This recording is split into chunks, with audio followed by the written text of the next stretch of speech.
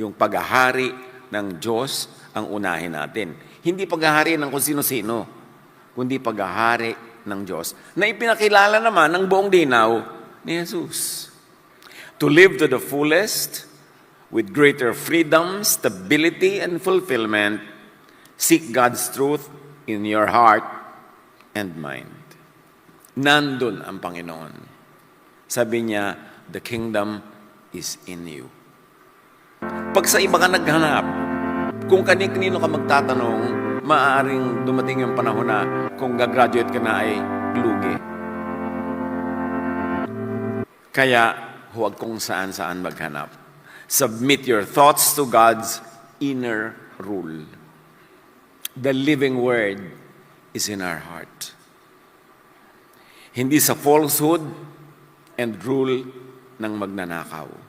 Yung tinukoy ni Jesus, the thief comes only to steal and kill and destroy. You've got to identify the thief para hindi mo siya payagang patuloy na nakawan ka. True search for God is an inward journey to God's kingdom in us. Luke 17:21, Jesus says, the kingdom of God is in you. Madalas naman natin ito nababasa, nadidinig, pero dinidibdib pa natin that the kingdom of God is in us, inside us, and in our midst, in our being, akapatiran, nandun din ang kingdom of God. Without and outside of this inner rule, life is easily controlled by pressure, by fear or impulse, by thieves. Ang buhay ba natin ay hinuhubog ng pressure? Ang mga ginagawa ba natin ay dahil lang nape-pressure tayo? O nanggagaling sa ating kalooban, sa kaibuturan ng ating puso? Nagbabait-baitan ka lang ba dahil natatakot ka maparusahan? O nagbubuti-butihan para mabigyan ng gatimpala? Hindi nagmumula sa kaloob-looban ng puso, kundi pressure galing sa labas. The kingdom of God begins within. Sa kalooban, sa puso, sa isip, as a renewed way of seeing and living under God's reign. Ang tunay na pagsimula ng paghahari ng Diyos sa ating puso ay yung nagsimula tayong magising at magkaroon ng panibagong paraan ng pagtingin sa buhay. Nagkaroon ng bagong pananaw through the lenses of Jesus. Siyempre, kung ano yung lens na nasa harap ng mata mo, gano'n na makikita mo sa malayo. We must look at life through the lenses of Jesus. Romans 12:2, do not conform to the pattern of this world, but be transformed by the renewing of your mind. It's not only do not be conformed to the evil patterns of this world, it could also mean do not be conformed to the usual religious patterns of this world. Lahat ng pattern na nagbibigay ng korte sa ating utak, dapat nating reviewin. Kasi ang ating goal is transformation by the renewing of our mind. Pagbabagong nagmumula sa isip na nagising. So do not see life through the lens of the thief. Yung thief na mahilig manakot. Mahilig maglawit-lawit at maglambitin ng mga gantimpala pag siya'y sinunod at mahilig manakot pag siya'y hindi sinunod. Hindi ganun ang Panginoon. Jesus begins inside the person as a new way of seeing and understanding life. Ano pa talaga ang life? Pag pinadefine nyo yan sa iba, sabihin na, life is sacrifice, love is walang katapusang pagdurusa, pagtitiis, pagpipigil sa sarili, paghampas sa sarili, at pagpaparusa sa sarili. Pero sabi ni Lord, I came that you might have life and have it abundantly, have it to the full. At sa kanyang buong buhay sa lupa na buong linaw na ipinakita sa Gospels, He modeled a life that enjoyed people, company, food, enjoyed all the blessings that God the Father made available. Bagong paraan ng pag-iisip. Hindi bagong religion o bagong religious membership. Tapos ganoon din yung paraan ng pag-iisip.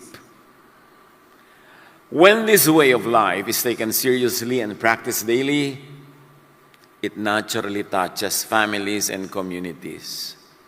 Pag nagkaroon ka ng pagbabago sa loob mo at pinagharian ka ng kapayapaan, ng pag-ibig, ng katahimikan, tapos nakita yun ang nasa paligid, naunawaan at ipinamuhay din, you create a culture. A culture of Jesusness. Na ang tunay na paghahari ng Diyos ay hindi idinidikta mula sa labas, kundi nagmumula sa kalooban. Matthew 28:18-20. Bili ni Jesus, "Go and make disciples, teaching them to obey everything I have commanded you." Anong ginawa ng mga religion tungkol sa utos na ito? They raised armies, conquered the world, colonized all the cultures and all the nations, and imposed corporate religiosity on them, accompanied by a lot of cruelty, control, and oppression. Hindi yun ang utos ng Jesus. We've got to redefine what mission means from the point of view of Jesus. Sabi niya, make disciples, make followers, teach them everything I have commanded you. And what was Jesus' command? Love. Love ba talaga ang dinala ng mga missions? O conquest, colonization, religious conversion, and then oppression and exploitation of the converts? Sinunod ba talaga? So, you are a Jesus believer and follower? Be a cultural catalyst. Be a Jesusness influencer. Kasi ang tunay na kay Jesus ay influencer. Pero paano anong influence ang dinadala natin sa mga tao? Teach them everything that the Lord commands. And that's all centered on love. Love God, love your fellow humans, and all the other creatures that the Lord loves. As people live Jesus' way, relationships are healed, and communities are shaped. So alam mo, pagka ang talagang nadala ng mission ay si Jesus, relationships are healed, people become lovers of God, of others, and then also of selves. Nagkakaroon ng kapayapaan, katahimikan, pagbibigayan. Yan ba ang religious scenario sa buong planeta? O religious wars? Secta wars? Awayan, daigan, siraan, pintasan. Si Jesus ba ang dinadala? Acts 1:8. And you will be my witnesses to the ends of the earth. Sinabi pa nga in Jerusalem, Judea, Samaria, and to the ends of the earth. In other words, the agenda of Jesus is global. The agenda is a new world order, ordered in love and by love. Now, from one person to another, from one family to the next, from one neighborhood to the community, to the nation, to the world, when people are ruled by God from within, you will have a new world order. At ganun mangyayari yon, dahan-dahan, kasi ang paraan ni Jesus ay hindi coercive, hindi malakas ang dating. Parang yung mga sinasabi niyang, parang mustard na dahan-dahang lumalago, tapos ang laki na pala. Tahimik lang, hindi namimilit, hindi nang kakaladkad, hindi nanunulak, dahan-dahang umuusbong sa kalooban ng tao. Pag naunawaan niya kung sino siya at kung sino ang Diyos na namumuhay at nagahari sa Kanya. One person, one community at a time. The mission is to help people live Jesus' way, truthfully, fully, peacefully. And we will focus on those three words. Kasi what to live for, how to live, truthfully, fully, and peacefully, para ang paghahari ng Diyos ay lubos nating malasap. Saan? At paano nagsisimulang mamuhay sa paghahari ng kataas-taasan? Pasakop sa King inside you. Hindi sa pressure ng system sa labas. So gaano karami ang ginagawa natin, even those done in the name of God, na talagang galing at kusang loob o pressure lang kasi may nakatingin, kasi may nagbabantay, may babato, may magpaparusa when you don't follow the script. Ang tunay na conversion is pagbabagong loob. So one step to freedom and fullness, live by natural, personal capacity. Tao ka. Namumuhay ka ba as tao? As taong likha ng Diyos, na conscious nung ikaw ay dinesign at nilikha. Tanggapin ang hangganan ng iyong pagiging tao. Mamuhay ng tugma sa natural design at peace with self. When you are at peace with yourself, sa iyong pamumuhay, nagkakaroon ka ng katahimikan. Pero madalas, ang itinuturo sa ng society, lalo ng religion, is self-denial or denial lang, period. To live pretending, to live a lie, to satisfy critics. Godly life is that denial of boundaries, as most religious teachings push, but truthful living within Creator-set limits. Kasama sa design, meron tayong limits. Hindi tayo limitless, hindi tayo only. May limit. God remembers that we are dust. Alam ng Diyos kasi siya ang lumikha. Hindi kanya pinaghahanapan nang hindi naman niya inilagay sa'yo. Pero pinaghahanapan tayo ng Pharisaic religion ng mga bagay na hindi naman talaga likas sa atin at hindi inilagay doon ng Diyos. At tinuturoan tuloy tayong itakwil kung anong likas, itanggi, itatwa, ikahiya. So you live a lie. And then you die and ask yourself, what did I live for? Peace grows when we stop forcing ourselves to live by unrealistic and religiously imposed standards. Yung thief, hindi lang yun yung may maitim na pakpak at may sungay at may mga pangil. Pwede rin siyang mukhang maamo. A wolf in sheep's clothing. Pwede ka rin niyang nakawan. What to live for? How to live? Live truthfully. Because Jesus is truth. What is true about you? Can you live with it? Or must you invent a lie and live in a lie, samantalang Jesus is truth? See reality as it is, not shaped by false hopes or fears. Ano ang motivation natin sa mga ginagawa natin? Dahil meron tayong inaasahan na hindi naman dapat asahan, pinaasa lang pala tayo? O dahil lang tinakot pala tayo, kaya tayo may ginagawa sa takot natin? No. Pag ang ginagawa mo ay dahil lang sa inaasahan mong premyo o kinakatakutan mong parusa, hindi ikaw yun. Napipilitan ka lang. Kaya dapat inaaral, sinusuri. Suriin kung ano-anong falsehood and un-Jesus hopes and fears ang nagahari sa buhay natin. Ano-ano mga pantasya at guni-guni ng iba ang idinikta sa atin na ngayon ay siya nating hinahabol at kinakamatayan. At kumisay pinagpapakamatayan pa. John 8:32, the truth will set you free. And the first thing is the truth about you.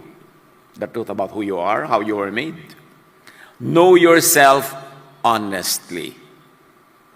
Live free from false images made by you or imposed on you. Maaaring nilikha mo ito para sa iyong sarili o idinikta sa ng iba, be free from that. Psalm 139:23-24 says, search me, O God. Search me. Saan man makarating yung search na yun, ano man ang resulta na masabi nun, yun ang dapat na hanapin. At yun ang iyong katotohanan. Do not deny what is real, especially about yourself. Kung size 10 ang paa mo, huwag mong pilitin sa size 6. Mahihirapan ka at mahihirapan din yung shoes. Be free, rest, and thrive in your truth. Matthew 11:28-30, come to me and I'll give you rest. Tell me, kung inaasahan ka ni Jesus, hinahanapan ang wala naman sa'yo, tapos sabi niya, come to me and I'll give you rest, will you find rest? No. Pag sinabi ni Jesus na, come to me and I'll give you rest, ibig sabihin, come as you are, and I will take you and love you as you are, para ka ma-rest. Pero kung paghahanapan ka pala niya nang wala naman doon, mapipilitan ka magkunwari, magbalat kayo, paano magkaka-rest? So kakambal nung bino-offer na yun na rest ni Jesus, ang walang patakarang pagtanggap. Ang walang hanggang pag-ibig. Pagpuno sa iyong mga kulang, hindi pipigain ka para ka mapuno ng wala namang kang ipupuno. Pagpapagaling sa iyong mga sugat, paglilinis sa iyong mga karumihan, pagyakap, pagtanggap.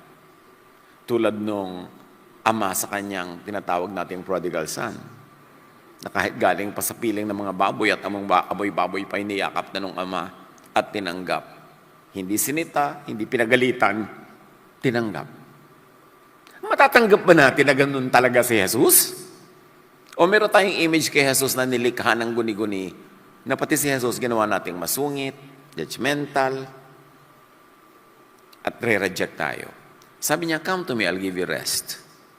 What does it mean to you? Rest is in truthfulness and honesty. Stress and anguish is in hypocrisy. Kaya ayaw na ayaw ni Jesus ng hypocrisy. Yung pagpapanggap, pagkukunwari, kasi nakakapagod. Hindi ka mapapanatag. Truthfulness is when you're inside and outside agree.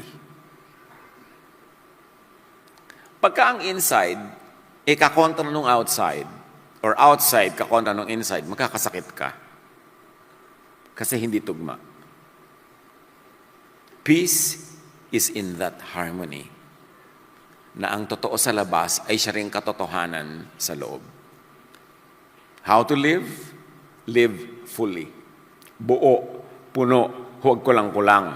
Sabi ni Jesus, I came that you might have life and have it to the full. Live your real life, not a made-up one. Magpakatotoo. Kasi mahirap maging puno kung fake. Inhabit your real body. Yung espiritu mo, itira mo sa sarili mong katawan. Huwag mong i-squat sa katawan ng may katawan. At huwag mo rin ipa-squat sa katawan mo ang espiritu ng iba. Kasi may kanya-kanya tayong espiritu at katawan na magkatugma. Invest full energy in your truth. Ecclesiastes 9:10, whatever your hands find to do, do it with all your might. Di lalo namang dapat i-apply sa buhay. Whatever life you have, whatever life was given to you by the Lord, do it, live it with all your might. Ipamuhay mo ng puno, celebrate it. Live, kaya nga sa ating kasabihan, mabuhay. Loaded with meaning yung salitang mabuhay. Hindi lang live, kundi live to the fullest. Hanggang sa abot kaya ng iyong potential as you were created by God. Live your true life to the max. Kahit tayong mga magulang, hindi natin dapat idikta ang ating mga kagustuhan sa ating mga anak. Na-frustrate ka, hindi ka naging dentista, pipilitin mo maging dentista ang iyong anak. Kasi meron siyang buhay na nakatakda sa kanya. Hindi niya dapat tuparin sa kanyang katawan yung mga guni-guni mo na hindi mo ginawa sa iyong katawan. Kailangan bigyan natin siya ng kalayaan. Kasi may kanya-kanyang nakatakda. Inhabit your real body and your real season. Live in your time. Ecclesiastes 3:1, there is a time for everything and a season for every activity under the heavens. In other words, be present. Be here, now. Huwag kang mabuhay sa nakaraan, sa anino ng nakaraan, nangyari man o di mangyari, at huwag ka rin mabuhay sa inaasahang wala pa at malayo na hindi mo naman alam kung mangyayari o hindi. Yung kung anong kaharap, anong nasa kamay ngayon, yan ang buhay mo now. Live it to the fullest. Live according to your season, which means when young, learn. Mga kabataan, Yes, experiment. Yes, do this. Yes, do that. But remember to always be teachable. Kasi ang kabataan ay panahon para matuto. Para may mahaba ka pang buhay kung hindi ka ma-accelerate. Para may mahaba ka pang buhay na pag-a-applyan ng natutunan. Kawawa naman kung kailan pa tumanda, tsaka doon lang natuto. Ang konti na ng oras na natira. So learn. Learn from mistakes and grow. Not rushing into roles meant for later life. Act old when you are old. Be young when you're young. At tayo naman may mga edad na, huwag natin pilitang magtanda-tandaan yung hindi pa matanda. Bata pa sila eh. Hayaan maging bata ang bata. They have all the time in the world to be old. Collect. Collect knowledge. Keep collecting. And then of course, later on, you have to select. Collect and collect, then select. Hindi ng boys hindi ng girls. Collect knowledge. And then later on, you filter what is good for you and what is not. Hindi naman lahat ng knowledge tama para sa iyo eh. But collect.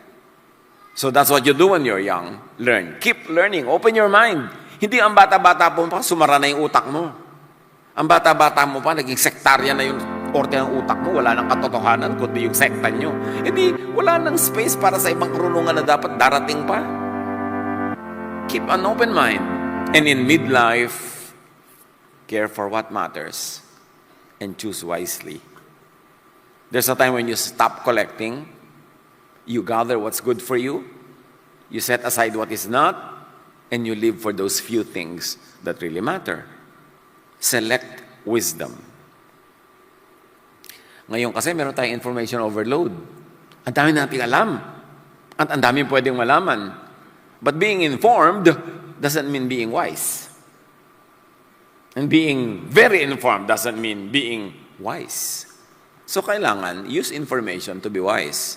Don't be arrogant with your information overload. Hindi mo naman malaman kung saan dadalhin at paano gagamitin. Therefore, wisdom.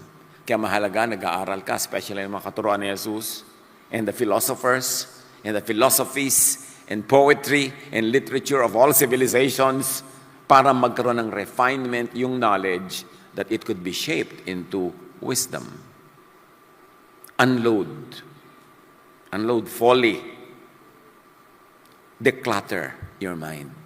Pagka midlife na. Magbawas-bawas na. Hindi lahat ng bibe hinahabol. When you run after two ducks, you will catch neither. So dapat marunong ka na mag-focus. Alin ba talaga ang hahabulin mo sa buhay? Para ma-focus ko yung energy ko doon. Habang may natitira pa na at least 50% ng usual, regular lifetime. Tigilan, bawasan ang drama. Pag midlife na, especially lampas ka na ng midlife, tama na ang drama. Tanggalin yung mga tampo-tampo, mga hinanakit, yung pagka hindi ka napansin, hindi ka nakakain, mamatay ka sa gutom. Drama ka ng drama, wala na nga pumapansin sa'yo. Di dalo ka, dapat kumain mag-isa. Yung hindi na bagay sa mga may edad na, tapos drama pa. Yung lagi nagmumukmuk, laging uungot-ungot, tatampo-tampo, lulungkot ka at gagawin mong miserable ang iba sa iyong paligid. And do not delay life for a future that may not come. Yung iba, dinedelay lahat ang kanilang happiness, dinedelay ang kanilang mga pangarap for a future that may not come. Kasi baka ma-accelerate ka mamayang gabi. Huwag naman. Kahit man lang sana bukas na. Hindi natin alam. Hindi mo pwedeng ipagmalaki o panghawakan yung bukas. Today is all you have. At old age naman, do not be possessed by vain regrets. Gawin yung goal yan, mga kapatid, kung hindi pa kayo old age. Na pagtanda mo, hindi ka puro sisi at panghihinayang.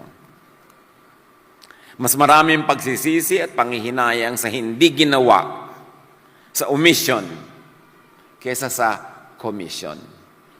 May mga pag-aaral yan ginawa sila. Ano talaga ang mas marami ipinagsisisi ng tao? Omission or commission? Hindi ginawa o ginawa? And the finding is, mas maraming pagsisisi sa hindi ginawa kesa sa ginawa. Yung bang, sana ginawa ko, kesa sana hindi ko ginawa. Kumusta naman kayo? Ano namang bucket list nyo ng mga dapat pang gawin, mga gusto, mga makabuluhan man o walang saysay? Kung gusto mo yon, di may saysay yon. Kahit walang saysay sa iba. Colossians 3:23, whatever you do, work at it with all your heart. Gagawin mo rin lang, gawin mo na. With feelings. Itodo mo na. Because Jesus says, I came that you might have life and have it to the full. In later life, yung mga parang mga alas 5:30 na ng buhay, malapit nang lumubog ang araw. Let go and pass on. Share. Let go na. Luwagan na ang kapit sa mga bagay-bagay. Bitawan na yung marami. I-maintain na lang ang konti. Ipamigay, i-share whatever it is. Ecclesiastes 3:11, He has made everything beautiful in its time. So, kung dumadating ang panahong matanda ka na, nangihina ka na, lumalabo ang iyong mata, kung ano-ano pa, kung no namang bata ka, nung infant, nung child, nung youth, nung mid-age, nung later age, ginawa mo ang tama sa tamang panahon, sa tamang paraan, wala kang sukat panghinayangan at pagsisihan. At doon mo masasabi, hanggang dito na lang at maraming salamat. Till next chapter. Life has seasons and is lived one season at a time. Do not advance old age, but do not retro to childhood long gone. Kaya kung minsan nakakatamad umatin ng mga high school reunion, mga family reunion, because people reprise their old roles long ago. Matagal nang tapos yun. Hindi na kayo mga bata. Can you not meet and enjoy together as you are now, not reprising your roles nung unang panahon? Kailangan nag-grow tayo. Live in the moment. Tomorrow, as they say, is only a promissory note. Hindi mo alam kung mag-good. Yesterday is a spent check. Only today is GCash. So dapat today na. Live fully every day. Hindi natin alam kung meron pang next. And it's true. Yung pagka nasa mga buras, kahapon nag-uusap pa lang kami tuwa sa presyo ng okra. Hindi mo alam, eto na pala siya ngayon. Nakahiga na dyan. How to live? Live peacefully. Binigyan tayo ng Diyos ng energy. Energy from on high, from the Spirit. Energy from food. Energy from the sun, di ba? Tapos, aaksayahin mo sa galit. Binigyan ka ng boses. Imbes iawit mo, isisigaw mo. Ipagbubunga nga. Binigyan ka ng lakas sa iyong mga bisig, tapos bubuhatin mo lang para sakta ng mga taong kung sino pa yung malapit sa iyo. Come on! Let's learn. Huwag magsasayang ng lakas. Ubusin ang lakas sa tama. May lakas ka ng loob, gagamitin mo para hindi ka usapin yung asawa mo ng 3 buwan. Di gamitin mo lang the same lakas na kausapin mo siya. Sayang ang paggamit ng lakas pag hindi inuubos sa pagmamahal. Tapos gagamitin mo pa sa galit, pananakit ng kapwa. Live peacefully, especially with those you love and those who love you. Peace comes from accepting reality, not resisting it. Especially reality about others. Huwag niyong piliting baguhin ang tao na kasama niyo sa buhay. Iba-iba tayo eh. Find a common ground, live in that, but don't be a carbon copy of one another. Live peacefully with your God, with your Maker, with your Designer. Which means, live peacefully with your make or your design. If you're going to live peacefully with your designer, then you might as well live peacefully with your design. Kasi design ka ng designer eh. Which means, live peacefully with yourself. kung sino at kung ano ka. Hindi ka aksidente, nilikha ka ng Diyos.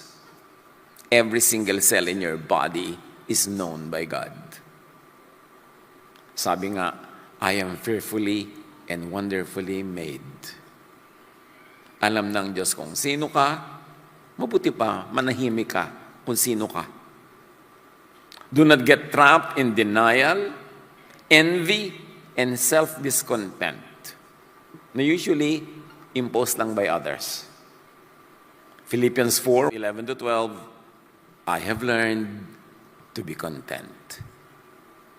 Kung may pag-aaralan tayo mga kapatid, isa yan. Mag-master's degree kayo sa pagiging kontento.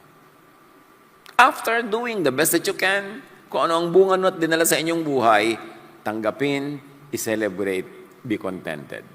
Kesa lagi kang nakikipagtunggali sa iyong reality, tanggapin. Siyempre, hindi naman tinatanggap agad lahat. Babaguhin mo yung pwede mong baguhin with your God-given energy. Pero alam mo dapat ang limit mo na may hangganan yan. Hindi ka only when it comes to energy. Accept limits of time, body, and life. May limits talaga. Accept aging, weakness, and yes, physical death. Kasama yun sa package. Psalm 103:14, He remembers that we are dust. So should we. Ecclesiastes 12:7, comfort naman natin, dust returns to the ground, but the spirit returns to its maker. Babalik naman talaga yung katawan na yan sa alikabok. Pero yung espiritu, babalik sa may likha. Celebrate it. Pag tayo ay merong malalim na pagkakilala kay Jesus, pagkaunawa sa buhay, hindi ka dapat takot at takot ma-dead. Mostly naman people are afraid of the manner by which they might go. Hindi yung going itself. Pero kung takot at takot ka pa sa going, hindi mo pa naiintindihan ang relasyon mo sa Diyos. That is a phase. It is a unit. A section of our eternal life. Peace grows when we accept what cannot be hurried or avoided or undone. Dapat dinidefine mo na sa buhay mo. Ano ba pwede kong baguhin? Baguhin ko. Hanggang saan ko kayang baguhin? Di gagawin ko. Kung andyan na lang, yun na. I'll enjoy it. And peace comes from accepting what cannot be undone. Yung nagawa na, nangyari na, tapos na. O nabasag ang palayok, nawasak ang bahay, o di nawasak, o buo tayo uli. Repair natin, pero tama na, nawasak na, ano pang gagawin natin? Dadagdagan pa natin, wawasakin din natin yung relasyon natin dahil giniba mo yung bahay. Eh di lalaki yung damage. Be wise. Mag-damage control. O, may nasayang na itong member ng family na ganung resources dahil sa kanyang kamalian. Tapos itatakwil mo pa, aawayin mo pa, magkakalayo pa loob nyo. Di na doble yung damage. Damage control. Accept the limits of others. Especially kung asawa mo, magulang mo, anak mo, yung kapatid mo, kayo-kayo talaga yung mga laging mo kakasama. Tama na yung tunggali. Tama na yung contest. Find a common denominator and live in it. Live by it. And you can even live for it. Choose balance instead of excess. Marami mga tao, mga kapatid, malungkot kasi excessive. Excess sa masama, excess sa mabuti. Sabi nga sa Bible, he who believes in God and fears God will avoid all extremes. Kahit extremes in religiosity and so-called righteousness. Dapat balance lang. Enough is often better than more. Nakita nyo kung gaano karaming buhay na nagkakawindang-windang dahil sa greed. Ayaw tumigil. Meron na, ayaw pang tumigil. More pa. Kaya tuloy nagkakawindang-windang ang espiritu, ang kaluluwa, ang relasyon sa buhay, sa kapwa. More doesn't mean better.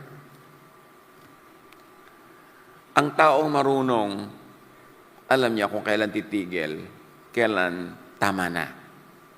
Kahit sa mga bagay na kapaki-pakinabang o kanais-nais. Greed is a thief. It robs people of contentment, peace, and happiness. Kaya Jesus teaches against it. Proverbs 38:9, give me neither poverty nor riches. In other words, give me sakto lang. Hindi ko kailangan ng karami-rami. Pero wag naman sana sobrang kulang. Yung tama lang. At pag nandun ka na sa tama mo, gawin mo yung comfort zone, enjoy it. Practice self-control without resentment.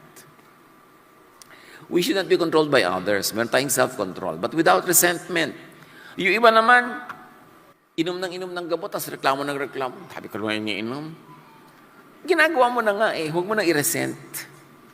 Magda-diet ka, diet na naman ako. Yung, may gagawin ka na alam mo mabuti sa'yo, tapos pinipintasan mo, nagre-reklamo ka, you are making faces, kinokontra mo yung loob sa labas, magkakasakit ka lalo. Dapat tanggapin mo, I have decided na iinom ako ng gamot, therefore I'll drink it. Buti na lang, may gamot.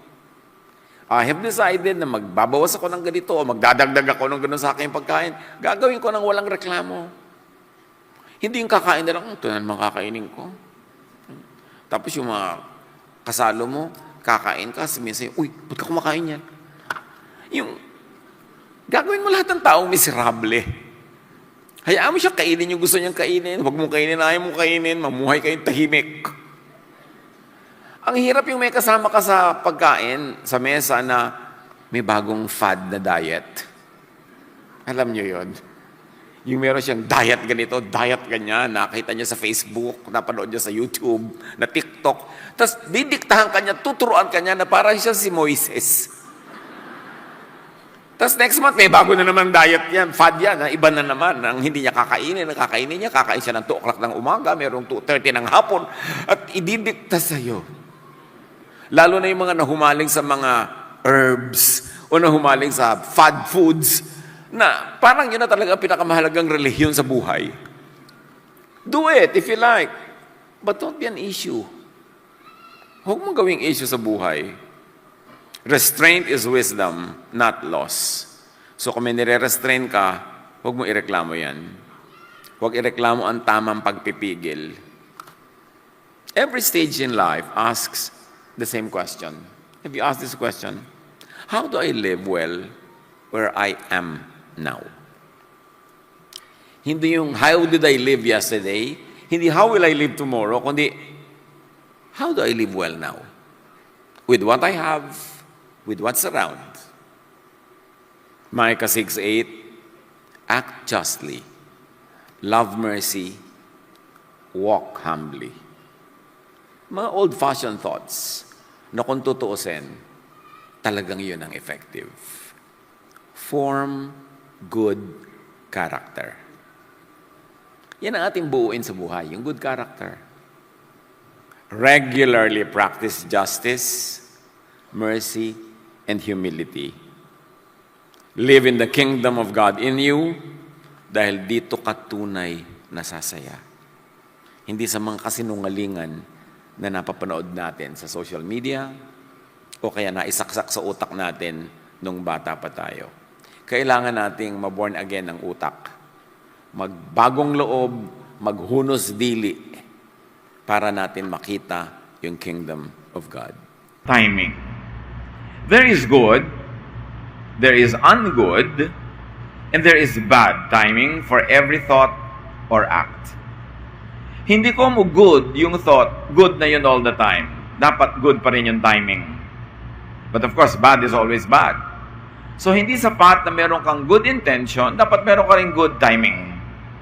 Hindi sapat na meron kang good mission, meron kang good activity, dapat meron kang perfect timing. So what is good timing? Good timing means it is clearly good. Wala kang agam-agam.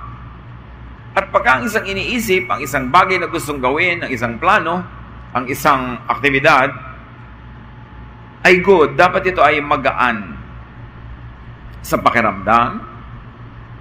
Ito ay nakabukas, hindi nakasara na pinipilit mong buksan, maluwag sa dibdib, hindi pilit. It is auspicious. In other words, every step that you take, if it's a good time to take that correct step, may mga bumubuka mga pinto, meron kang nakikitang mga liwanag, at lalo mong naiintindihan na yes, tama ang timing ng ginagawa ko. So ano pa yun? Pagka good timing, it is confirmed and affirmed to be good by knowledge. Yung good timing, meron kang gustong gawin, meron kang gustong sabihin, meron kang gustong simulan, meron kang gustong puntahan. Good timing kung alam mo sa abot ng iyong alam at karunungan na yun ay tamang timing. Hindi na natin pinag-uusapan kung tama yung gagawin, ang pinag-uusapan natin tamang timing. Magbubukas ba ako ng negosyo ngayon? Ibubunyag ko na ba ang aking lihim? Pagsasabihan ko na ba yung isang tao? May ipagtatapat ba ako sa kanya? Papagalitan ko ba siya? Susuyuin ko ba siya ngayon? Didisiplinahin ko ba? Tama ba ang timing ko? Proverbs 14:8. Why is a clever person wise? Because he knows what to do. And if I may add, when to do it. Why is a stupid person foolish? Because he only thinks he knows, but he actually doesn't. There is a big gap between the wise and the foolish. And for you to be wise, you should know that you are not wise. But those who think they are wise are the foolish ones.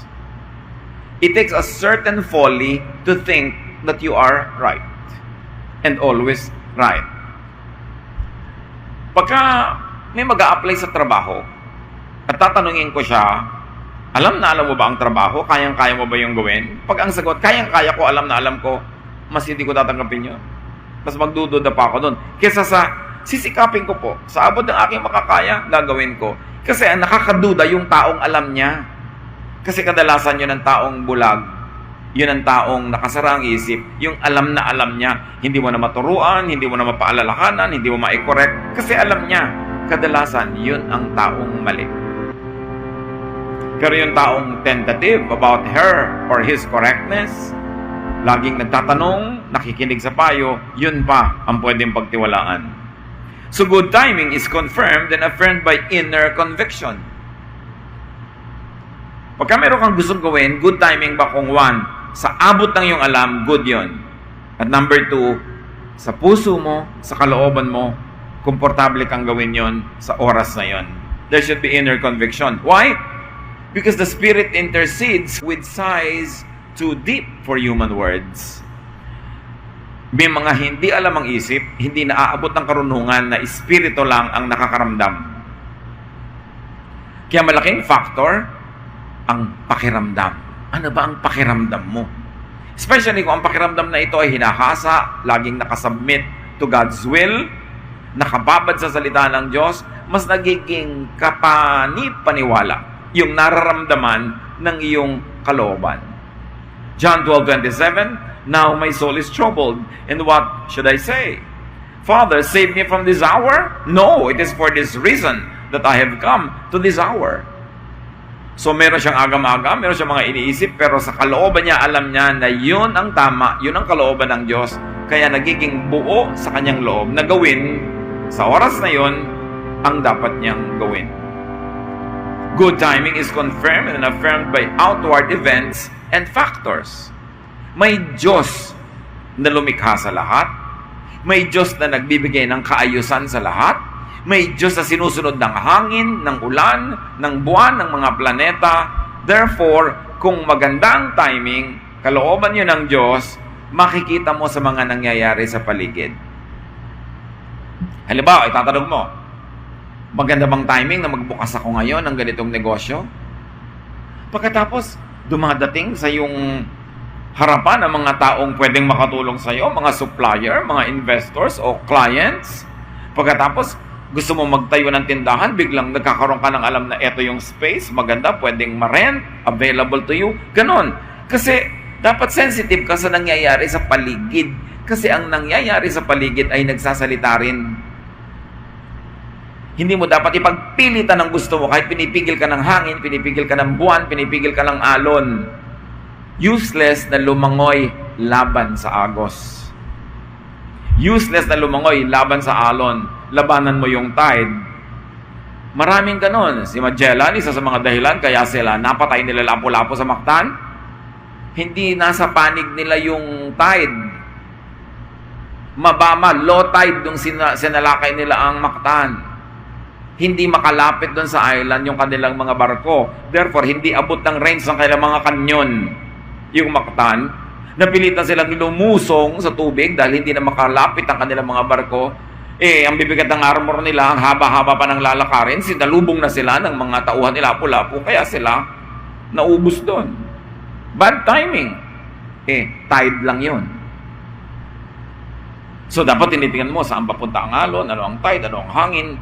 Alam nga naman na may bagyo next week, ngayon ka magsisimula magtanim. Tinitingnan mo ang nangyayari sa paligid. Kasi, Diyos ang Diyos ng kalikasan. Diyos ang Diyos ng kapaligiran. Nagsasalita din siya dyan kung pinipigil ka o ina-encourage ka. Proverbs 10:5, at harvest season, it's smart to work hard, but stupid to sleep. So ano pong harvest season? Maganda ang panahon. Matutulog ka. Sayang. Tapos kung kailan din na pwedeng harvest season, may iiwan ka ng panahon. Alam niyo ba na may panahon ng pag-harvest halimbawa ng palay? Kung tutulog-tulog ka, nag-harvest na yung mga kapitbahay mo, mga bukid mo na lang hindi na-harvest, uubusin niya ng daga. Kasi nawalan na ng ibang bukid na pwede nilang kainin. Bukid mo na lang ang merong bigas o may palay, kakainin niya ng daga. Kaya dapat kasabay ka nung iba. Timing is important para magkaroon ka ng tagumpay sa buhay. Ecclesiastes 3:11, He has set the right time for everything. So I realized that all we can do is to be happy and do the best we can while we are still alive. Or may I add, while we still can, or when the time is good. Sabi ganon, may panahon ang bawat bagay. Hindi ka sige ng sige. Tinitingnan mo, tama ba ang panahon?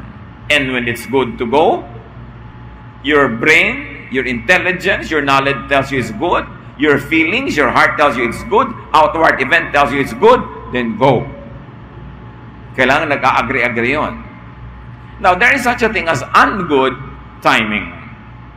Hindi pa yan yung bad timing. Ungood pa lang. And that means it is unclear if it is good or bad. Good timing is clearly good. When it is not clear to be good or bad, but not clearly bad, then I call it ungood timing.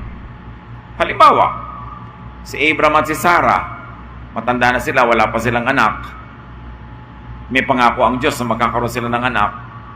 Pero naiinip na si Sarah, naiinip na si Abraham. Anong gagawin nila? Genesis 16:1-3, Abram's wife Sarai had not been able to have any children, but she owned a young Egyptian slave woman named Hagar. And Sarai said to Abram, the Lord has not given me any children. Sleep with my slave, and if she has a child, it will be mine. Abram agreed, and Sarai gave him Hagar to be his wife. It was not clear if it was a good or bad timing to do that. Kasi may advantage, magkakaanak na sila. Kasi pag may alipin kang babae, pinaanakan mo sa husband mo, nung unang panahon, ganun yung morals nila. Kasi naman kahit moral sa Bible, naiiba rin eh. So, yun na yung anak ng maid mo. At yun ang hinangad nitong si Sarai, magkaroon ng anak through the maid. May advantage. Pero ang laki din ang nag-advantage kasi nagkagulo-gulo yung bahay na yon nung naging dalawa ang babae sa buhay nitong si Abram. So, it wasn't clearly a good thing to do. Well, it wasn't clearly very bad because it was practiced during the time. So, it is an ungood timing. May advantage, may disadvantage, nakakalito. There is doubt, and there is hesitation. Ano yung ungood timing? Not clearly bad, not clearly good, ungood. Hati ang loob mo. Nagdadalawang isip ka. Ngayon na ba ako mag-a-abroad? Ang anak ko ay 1-year-old pa lang? Baka lumaki to na hindi ako kakilala. O hihintayin ko ba na grade 6 na siya, kilala na niya ako, pero saan naman ako kukuha ng pang-enroll niya from grade 1 to 6? Not clear. Therefore, it's an ungood time because it is not clear. Nagdadalawang loob ka, tulad ni Pilate. Hinatulan niya si Jesus sa mapako sa krus, pero hindi naman siya sure sa ginagawa niya eh. Matthew 27:24, Pilate saw that there was nothing he could do and that the people were starting to riot. So he took some water and washed his hands in front of them and said, I won't have anything to do with the killing of this man. You are the ones doing it. Of course, nagpapalusot lang siya. Without his signature, hindi pwedeng hatulan si Jesus ng kamatayan. Pero nakita niya, ang mga tao nagkakagulo, nagrarayot, demanding that Jesus be crucified. Yun ang problema sa timing. Pag may parang threat, merong deadline. Mahirap yung may deadline. Katulad ng mga tao, para magrarayot na. Deadline na to, kailangang kumilos na. Pero alam niya na hindi tama ang gagawin niya because in the legal mind of Pilate and Roman law, walang offense si Jesus that was worthy of the crucifixion that he suffered from. Pero ginawa pa rin niya. May doubt siya, may hesitation. It was a very ungood timing. Ngayon, ano ang bad timing? That which is clearly bad. Nagyagyara-gyara doon sa isang probinsya, ngayon ka papupunta. Clearly, it's a bad timing. Unless, may laging unless, in your conviction, in your prayer, in your spirituality, and in your knowledge, it is something that you should do and better than not doing. But in the absence of that inner conviction and inner knowledge that you know would be good to follow, bad timing pag clearly bad. Nagkakagalit kayo mag-asawa ngayon. Ngayon pa kayo maghihiwalay. Bad timing. Kasi it's not a good time to separate because nobody will stop the separation. Nagagalit siya. Meron ka pa ngayong gustong sabihin na lalo magpapagalit sa kanya. Bad timing. So dapat ipinaghihintay. Judges 11:30-31. He promised the Lord, if you will let me defeat the Ammonites and come home safely, I will sacrifice to you whoever comes out to meet me first. This is a very foolish man going to war. At sabi niya sa Diyos, papanalunin niyo lang ako, pag uwi ko, ang unang sasalubong sa akin, papatayin ko, i-offer ko sa inyo. Nanalo siya. Pero ang unang sumalubong sa kanya ay ang kanyang kaisa-isang anak na babae. So, pinatay niya. Kasi sabi niya, pinangako niya eh. But it's a very bad timing to make such a promise. Why? Because he was afraid. He was going to war. He'll promise anything. It was a bad timing to make any promise of offering. And besides, it's a bad timing because hindi naman niya sure kung sino o ano ang lalabas sa bahay niya, hayop ba o tao. Don't commit anything important or significant when you are very emotionally affected. In other words, don't promise when you're afraid. Kasi pag nawala na yung fear mo, magsisisi ka, you made a promise. Don't make a promise when you're too angry. Don't decide when you're too angry or too happy. Basta extreme emotions cloud your reason. Kaya huwag ka magde-decide. May nakita ka, nanalo sa ganong business proposal. Kumita ng kumita, affected ka. Ikaw ngayon, kinumit mo na lahat yung pera mo sa business. Pero naiba na ang panahon, tsaka iba naman ang iyong palad. So hindi ibig sabihin, kung mo nag-click sa kanya, mag-click din sa'yo. Pagka galit na galit ka, never say never. I will never talk to you again. Don't make such statements. Kasi pag galit ka, medyo baliw-baliw ka nun. At lalo kung in love ka, sobrang baliw ka nun. So, dapat hindi ka nagko-commit kasi pag bumalik na ang katinuan mo,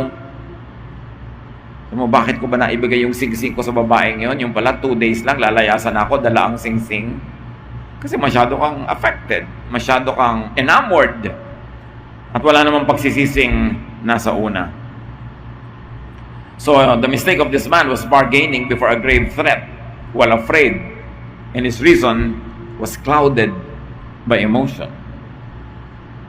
And anytime, laziness is bad timing. Proverbs 24, a farmer too lazy to plow his fields at the right time will have nothing to harvest. Lahat itinatakda sa panahon, kasabay ka dapat sa panahon. Kahit sasayaw ka ng tinikling o singkil, pag mali ang timing mo ng pasok sa kawayan, maiipit ka. Timing is very important. So bad timing is when it is unclear if it is good or bad. Genesis 37, 5 to 8. One day, Joseph told his brothers that he had dreamed, and they hated him even more. Joseph said, "Let me tell you about my dream. We were out in the field tying up bundles of wheat. Suddenly my bundles stood up, and your bundles gathered around and bowed down to it." His brothers asked, "Do you really think you're going to be king and rule over us?"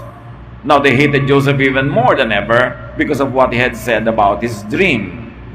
Now, tama naman, totoo na naginip siya na yung bigkis ng kanyang mga trigo tumayo at yung bigkis ng mga trigo ng mga kapatid niya nagbow. Sabi niya, prophecy ba yan? Ibig mo sabihin, magbabaw kami sa'yo? Ikaw ang maghahari sa amin? At nagalit sila. Totoo naman yung panaginip, di ba? Pero hindi lahat ng totoo sinasabi kahit kailan mo na lang na gustong sabihin. May timing pa rin. And it was a very bad timing because at that time, the brothers were already very jealous of Joseph. Yung tatay kasi may favoritism. Obvious na favoritism. So, inis na yung mga kapatid kay Joseph. Tapos kukwento pa siya ng gano'n kahit totoo. So, kahit totoo, tinatiming mo. Hindi ko man nagtatapat, maganda na yung ginagawa. Kasi kung wrong ang timing.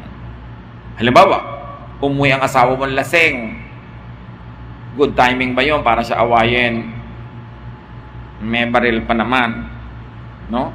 Baka ikaw ang biglang maging target nun. Pwede niyang gawin kung laseng, pero kung hindi siya laseng, baka hindi niya gawin. So, kailan ang tamang pakikipag-usap sa kanya? Bukas na, wag na ngayon. Mainit ang ulo niya, gutom pa, aawayin mo na. Tila kung lalaki yung away because clearly, it is a bad time to do something. And bad timing is a timing that is rejected by knowledge. Alam mo na hindi maganda yung timing, bad timing yun. Huwag mo nang ipilit. Ecclesiastes 10:18, some people are too lazy to fix a leaky roof, then the house collapses. So you know that it's a good time to fix the roof. Then do it. Otherwise, pag nireject mo yon, magiging bad ang timing. You should listen to knowledge. Katulad na lamang ng mga city natin, kung kailan umuulan at bumabaha, doon lahat ginagawa yung mga flood projects, cleaning ng mga kanal-kanal. Ang haba-haba ng tag-araw, hindi ginagawa. Kaya laging wrong timing. Inaabutan ng ulan. When it is rejected by inner conviction, something inside you tells you, this is a wrong timing, then it's bad timing. Halimbawa, si Peter, Matthew 26:75, Peter remembered that Jesus had said, before a rooster crows, you will say 3 times, you don't know me. Then Peter went out and cried bitterly. Kasi inwardly, alam niya, yung ginagawa niya, may timing pa nga bago tumilaok ang manok, bago makatatlong tilaok, itinatwanan niya si Jesus. O bago tumilaok ang manok, 3 beses na niyang naitatwa. So, naalala niya. Dapat naisip niya yun, na this is a wrong time na i-deny si Jesus. Because that was the only time that he was really put on trial. Ibinagsak pa niya. Is this time to think of myself or to think of my higher belief and my higher conviction? There is a time when it is wrong to just protect yourself because sabi nga kay Esther, for such a time as this, you were put in power. Esther was queen and she could approach the king in behalf of her people. But there was a tradition, the queen could not get into the king's presence without being asked or invited. Sabi ni Esther, parang mahirap yatang pumunta sa king ngayon kahit ilalapit ko ang aking mga kababayan. Kasi pwede akong patayin pag pumasok ako sa king's chamber, sa throne room, without being invited. At sabi ng uncle niya, baka akala mo kung reyna ka na, safe ka na. In fact, baka ka nga kaya naging reyna for such a time as this. Everything happened for this very moment. This will be your mission in life. And if you missed it, you miss everything. Katulad ni Pedro. It was a time for heroism to identify with Jesus. Pero ginamit niya yung time in the wrong way.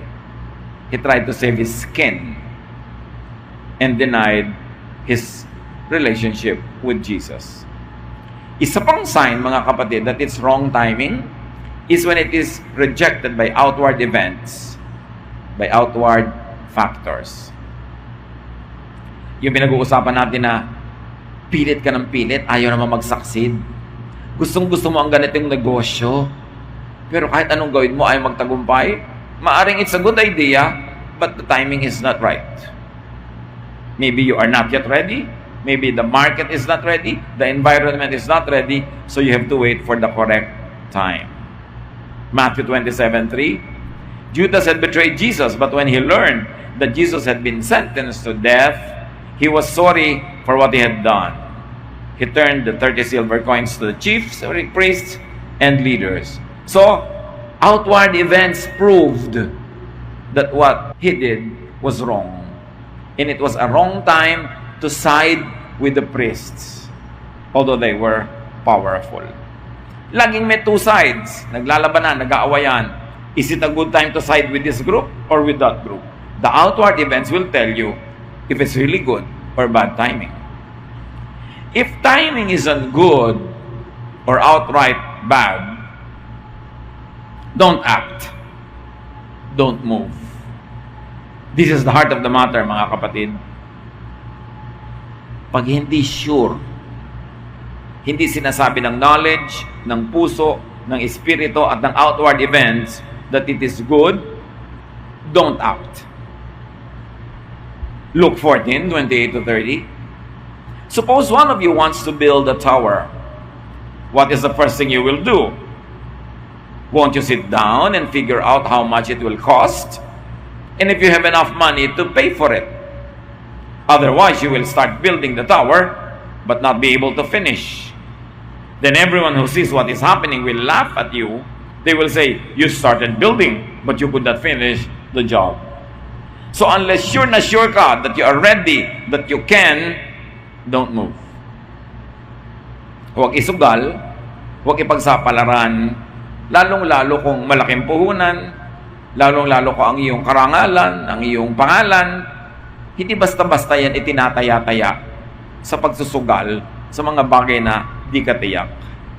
Kasi pag nagsimula ka, kasi hindi mo naman matapos, mas lugi kang umatras. Halimbawa, hindi ka sure, papasok sa street na ito, kung ito yung street na tama, it's better to stop there at the junction, ask for directions, research, rather than go ahead, tapos babalik ka lang pala dahil dead end. Especially, its time is of the essence. Pag napakahalaga ng oras, bawat sandaling nawawala dahil babalik ka dahil mali, lugi ka. Mas disadvantageous mag-repair ng nasira mo dahil hindi mo naman alam gawin, ginagawa mo. So, alamin mo muna bago ka sumigi. Kaysa kung ano-ano pinagagagawa mo, sumabog lalo, nawasak lalo, mas malaki ang damage. When the timing is on good or bad, wait. Wait. Sinabi sa Bible, be still and know that I am God. Sa paghihintay mo, hindi ka humaharurot agad, hindi mo inuunahan ang Diyos, doon mo mapapatunayan at makikilala kung sino ang Diyos, na ang Diyos ay kumikilos. Pag may nagtatanong sa akin, may laki-laki ko pong problema, may choices ako, A, B, o C na gagawin. Alin po bang gagawin ko? Malinaw ba sa'yo kung anong mangyayari pag A o B o C? Hindi po. Then wala ka muna dapat gawin. Huwag mong gawing trial and error ang buhay mo.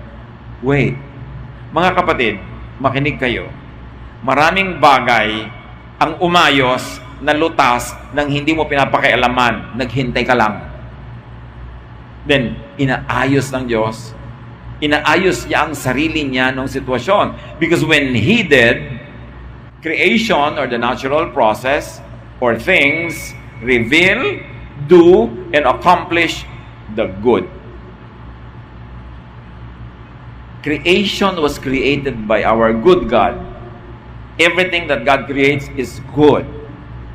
And things that God created are on automatic. Like, nabitawan ko ang isang bagay, hindi ko kailangang isipin na malalaglag siya. Hindi niya kailangang isipin malalaglag siya. Automatic na yung gravity. Inilagay na yun ng Diyos eh. Pag may tubig, mag-evaporate, magko-condense, Pagkatapos, babagsak uli, magiging ulan, mag-evaporate uli. It's on automatic. Hindi mo kailangan pakialaman ng water cycle para ma-recycle ang tubig sa planeta. Because since the world was created, not one drop of water left it or entered it. Everything was recycled. Hayaan mo lang yung mga halaman at mga tao na magkasama, hihinga ang tao ng oxygen, hihingahin yon ng halaman, bubuga ang halaman ng carbon dioxide, or baligtad. Pero ibig sabihin, naghihingahan ka at yung halaman at yung tao, aandar yung kusa. Nagkasugat ka, unless you're very, very sick, gagaling yun mag-isa. Huwag mo lang dumihan, huwag mo lang pagurin, huwag mo lang bulatlatin. Aayos yun. Umaayos ang lahat. Lalo't hindi mo alam kung anong gagawin, edi dapat huwag kang gumawa ng anuman dahil baka may mapakialaman ka, magmali lang yan. Wait and see that the Lord is good. And it will fix itself. Ngayon, iba yung alam mo na ang dapat mong gawin, alam mo ang tamang gawin, gawin mo na. Pero yung wala kang alam, mga kapatid, huwag kayong gumawa ng anuman. Hintayin nyo that nature, the universe will move and fix itself. Romans 1:20, ever since God created the world, His invisible qualities, both His eternal power and His divine nature, have been clearly seen. They are perceived in the things that God has made, so people have no excuse at all. So ganun, lahat ng ginawa ng Diyos, makikilala mo ang Diyos pag umaandar lahat ng ginawa niya. And the less you interfere with it, the better at times. Remember, move only when it is clearly good to move.